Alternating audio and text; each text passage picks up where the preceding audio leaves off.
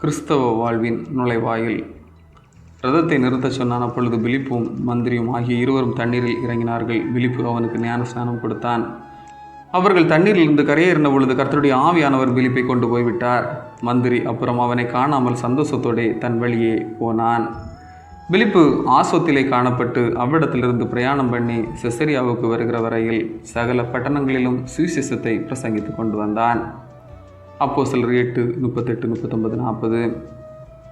எத்தியோப்பிய அரச குடும்பத்திற்கு அமைச்சராக இருந்தவர் எருசலேம் ஆலயத்தில் தொழுகைக்காக வந்திருந்தார். மற்ற யூதர்கள் அனைவரும் தங்களது பாரம்பரியங்களையும் தேராவின் கட்டளைகளையும் நிறைவேற்றும்படியாக எருசலேம் வந்திருந்தனர். அது அவர்கள் வாழ்வில் எந்த உள் மாற்றத்தையும் கொடுப்பது கிடையாது. ஆனால் யூதன் அல்லாத ஒருவர் ஆலய தொழுகையில் இதயபூர்வமான எண்ணத்தோடு கலந்து கொண்டார். இறை வார்த்தைகளை தியானிக்க வேண்டும் என அவர் உள்ளம் உணர்த்தியது. தூய ஆவியரின் செயல்பாடு இரு உள்ளங்களை ஒன்றுபடுத்துகிறது. ஏசாயா தீர்க்கதரிசன வார்த்தையை அமைச்சருக்கு உணர்த்தும்படி அனுப்பப்பட்ட பிலிப்பு என்ற அப்போஸ்தலனும் அமைச்சரும் ஒருவரை ஒருவர் சந்திக்கும் போதே அன்பையும் மனநிறைவும் வெளிப்படுத்துகிறார். இதுவே தூய ஆவியரின் செயல்பாடு. தூய ஆவியர் பிரிக்கிறவர் அல்ல, ஒன்றுபடுத்துகிறவர். இன்று தூய ஆவியின் பெயரில் திருச்சபை என்னும் கிறிஸ்துவின் திரு சரீரம் பிளவுபடுகிறது. திருமறை தியானம் வாழ்வின் நிறைவை தருகிறது.